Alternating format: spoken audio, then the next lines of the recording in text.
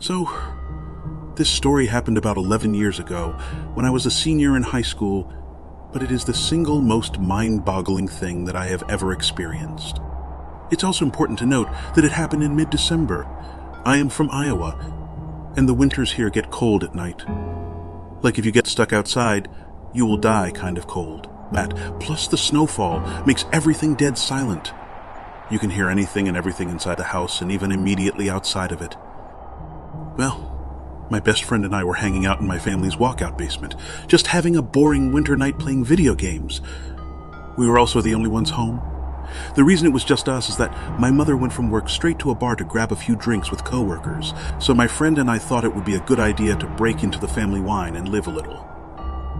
As we were sitting there opening up the first bottle, I hear the door to the garage open and slam shut. I immediately go, "Oh shit," and start looking for places to hide the bottle. My friend then says, "I thought you said your mom was supposed to be out all night." "She was," it replied. I then heard a few heady stomps and heard my mother yell out, "Meows and boo. Anyone home?" I yell back up the stairs, "Yup, just hanging out in the basement." I hear a few more steps move from the garage door towards the stairs, and she yells out again, "Can you come help me with something? I need you up here." I reply back while frantically trying to find a good place to hide the wine bottle. "Yep, give me just a minute." Then there was silence for about 20 seconds. "Anyone down there with you?" She yelled back in a more concerned, serious tone, in a voice that was slightly off from my mother's. This was the first thing that told me something wasn't right. Our family never cared if anyone was over, as our house was a very open house to all family and friends and the voice. It was just wrong, like it sounded like my mother's, but it was missing something that I couldn't put my finger on. "Weirded out," I reply back, "Just Colton." After I yelled that back to her, I found a good place to hide the bottle and began walking up the steps to the next level. Now, as I was walking up the steps, I couldn't help but feel the overbearing silence of the house and the slight electric twinge that something isn't right. When I got to the top of the steps, I looked over to where the door to the garage is, and also the kitchen right next to it. And it's black, pitch black, all the lights were off, and there was no moonlight shining through any windows. I walked over to the kitchen yelling out, "Mom, where are you?" There was no reply, just silence and darkness. I feel the electric twin turn into full needles and my adrenaline kicking in full force. I have to get out of here as fast as possible. My mother was not home. I run back down the stairs, grabbing my coat along the way. "What's wrong?" Colton says, "My mom's not home." I reply as fast as I can, looking for my truck keys. "What do you mean? You were just talking with her." I could see the confusion in his face. "There's no one home." "We need to leave now." I take a few steps towards the back door that opens up to the yard, and then I see my dog shaking on the couch and my cat growling behind it. I couldn't leave them. I just knew that if we left, something would happen. "Are we leaving?" Colton said, still confused as all hell. "No, I can't leave them here alone. Something is really off. I'm going to call my mom and figure this out." I pull out my phone and call my mom. She picks up immediately, meows and boo. "What's going on?" She answers, "Mom, were you just home? I heard you yelling for me from the second level, and when I went up, you weren't there," I said frantically, hoping that she was playing a joke. "No, I'm just leaving the bar. I wasn't feeling very well. Are you okay?" "What do you mean you heard me?"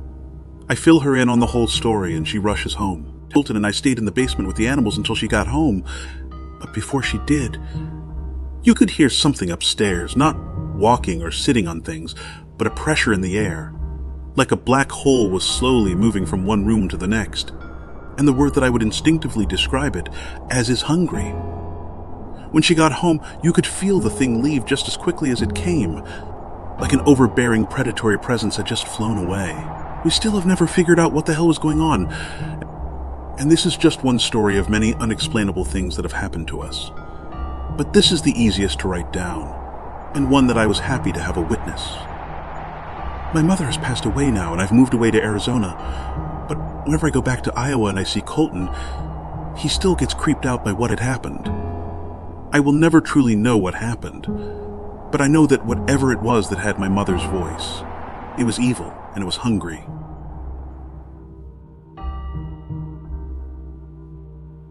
In my hometown of Nashville, we had 3 different science teachers in the winter semester of my senior year.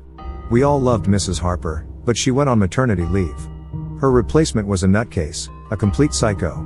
She lasted 2 weeks before the principal had to let her go. They had a disagreement about what science is and what religion is. She was replaced by Mr. Christensen. The first thing he did was redecorate the science lab with all his taxidermy. Some were pretty cool, but it freaked out many kids, especially the freshmen. He had all kinds of animals stationed all around the lab. On his desk up front, he had an armadillo, and on top of the chemistry cabinet, a raccoon. The girls found the possum the creepiest because its eyes were so bright and seemed to stare at you from wherever you were in the room. I was fascinated by the taxidermy and looked closely at the animals with Mr. Christensen. He's weird but knowledgeable. He said taxidermy has been his hobby since he was in high school. I complimented his work, and he just swelled with pride. He was more used to criticism and shrieks than compliments. Several classmates accused me of sucking up to get a better grade, but I was awed by the realness of the eyes. Mr. Christensen even said the eyes are the key to great taxidermy. In life, the eyes of humans and animals are the most intricately designed feature of our faces. Our eyes are as unique as our personalities. Our eyes aren't just the windows to our souls. They are our souls. Fast forward 10 years. I'm working in Nashville and married. My wife and I love these crime scene investigation shows, so in the evenings before bed, we watch. One night, they are dissecting the crimes of a serial killer, and they put a picture of a man's face up on the screen.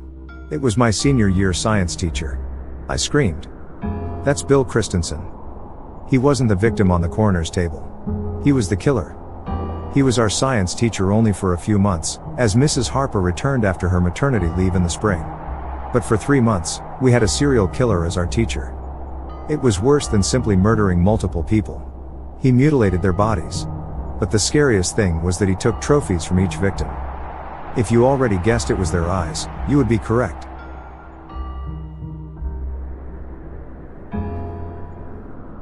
I was a single mother in my mid-40s and had just moved to a new house with my then 4-year-old son, back in 2002 when we were both living in our hometown of Altoona, Pennsylvania.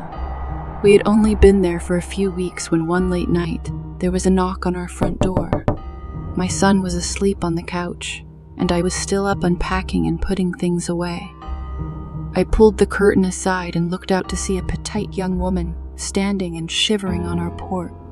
Our front door had a chain latch attached to it, so I kept it on as I opened the door only as far as the latch would allow. Then I asked her what she wanted. She said she had locked herself out of the house and asked if she could come in and use the phone. I asked her where she lived, and she described an address of a house about a block and around the corner. She would have had to pass at least a dozen houses, which I noticed had their porch lights on, and there was also a still operational payphone across the street. Alarm bells in my head were going off about this. With my young son asleep in our living room, I was reluctant to let her in, but it was a chilly winter night, so I offered a coat and my cellular phone, which I handed off to her through the doorway.